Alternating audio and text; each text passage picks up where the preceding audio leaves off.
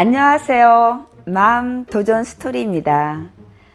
드디어 저희 집에 거실을 소개하게 되었네요. 아파트 분양을 받아 입주를 기다리던 딸이 저희 아파트에 한 1년 6개월 동안 살았는데요. 저희 집에서 키우던 이 동양란들과 또 풍성했던 스킨 답서스가 다 죽었더라고요. 제가 그래서 딸에게 아유, 화초들을 왜 다 죽였니? 하고 물었더니 저희 딸의 대답, 내가 죽인 게 아니고 걔들이 그냥 다 죽었어요.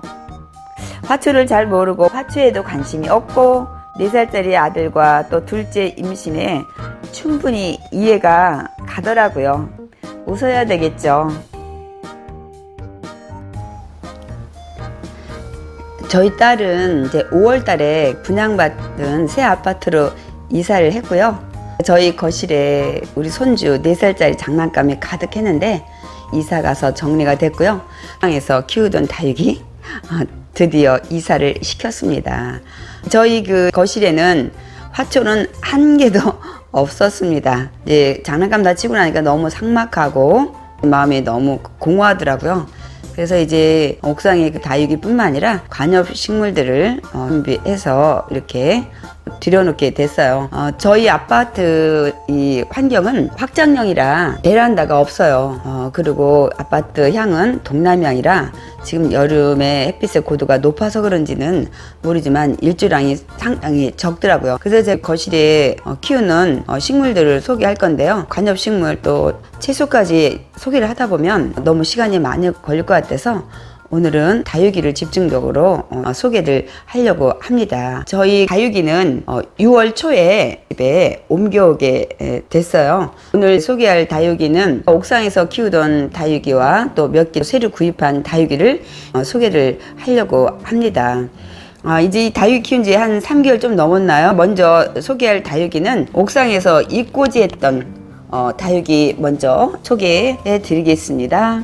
다육이가 상태가 옥상에서 키울 때보다는 좀 싱싱하지 않죠. 이게 환경이 달라진 것도 있어서 이제 이 다육이가 적응하는 시간들인 것 같기도 하고요. 6월 초에 제주도에서 장마가 시작된다고 그래서 이제 물을 주면 안 되겠다 싶어서 확실하게 물을 좀 흠뻑 줘야 되겠다 싶어서 저면 관수를 다 시켰어요. 쳐보니까 제가 이렇게 또 했죠. 물음병이 이렇게 쉽게 오는지 몰랐기 때문에 이것들을 다 저면 관수를 흠뻑 시켜줬어요. 그래서 나중에 물음병이 있다는 걸 알고 선풍기, 제습기 들여서 말리느라고 고생을 많이 했습니다. 그래서 옥상에서 자랄 때보다는 이들이 좀 싱싱하지가 않은 상태입니다. 제가 이 다육이를 한 3개월 이상 키운 왕초보의 결론은 다육이를 잘 키우려면 일단 기술이 있어야 되지만 기술은 한 30%? 환경이 한 70%를 차지하는 것 같아요. 옥상에서 다육이 키울 때 굉장히 싱싱했잖아요. 그래서 저는 왕초보인데도 참 실력이 좋다 그렇게 착각을 하고 있었어요. 그런데 이 다육이를 집에 데리고 온 다음에 키워보니까 제가 실력이 좋았던 것이 아니고 환경이 좋았던 거예요. 옥상의 햇빛, 바람 이런 여러 가지 조건들이 좋았던 것 같아요. 그래서 약간만 신경을 쓰면 굉장히 싱싱하게 다육이를 키울 수가 있었던 거죠. 집에 온 다음에는 지금 장마철이기도 하지만 환경에 적응하는 것도 있고 비가 지금 계속 내리고 있는 것도 있지만 햇빛이 굉장히 지금 많이 부족한 상태이기 때문에 다육이들이 옥상에서 키울 때만큼 굉장히 싱싱하거나 잘 자라고 있는 것 같지는 않아요.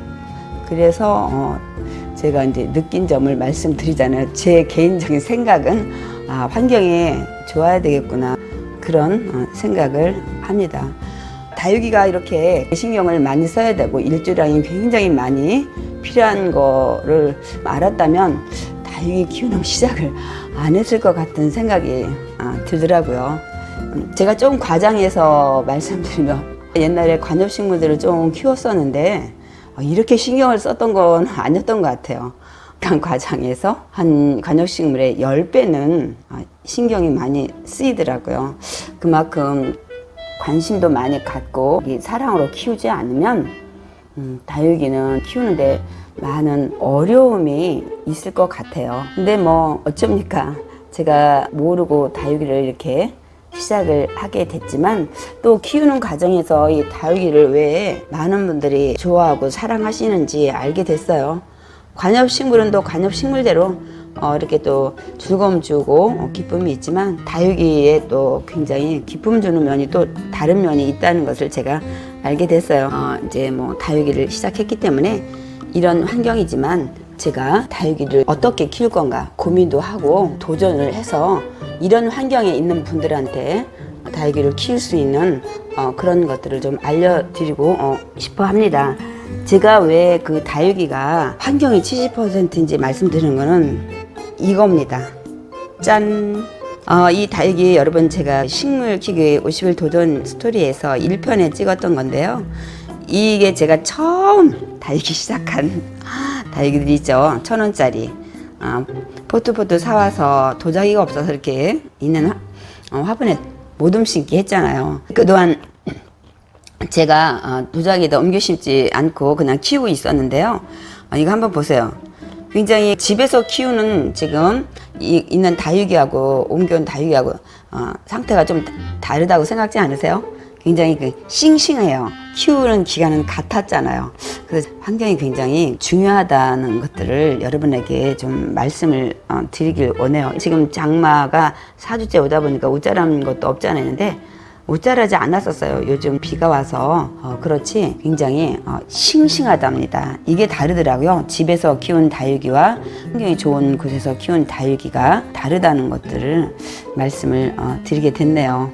그래서 이런 환경일지라도 신경을 쓰고 여기 걸맞는 것들 준비하시면 이 다육이들을 잘 키울 수 있지 않을까. 물론 색깔을 이렇게 아름답게 내는 건 조금 무리인 것 같아요. 일조량이 아무래도 부족하니까. 제가 다 잘 키운 건 아니고요. 여기 한번 보세요. 까라솔을 거리대에 갑자기 내놨더니 타가지고 지금 회복 중에 있습니다. 이거 뭐 비실되는 것들도 모아봤는데요. 요거는 제가 이 키우면서 저도 한 4-5개 정도 물음병이 왔어요. 여름 장마철에 고술도 피해갈 수 없는 물음병 4-5개 정도는 그래도 괜찮지 않나 그런 생각을 해봐요. 제 생각인가요?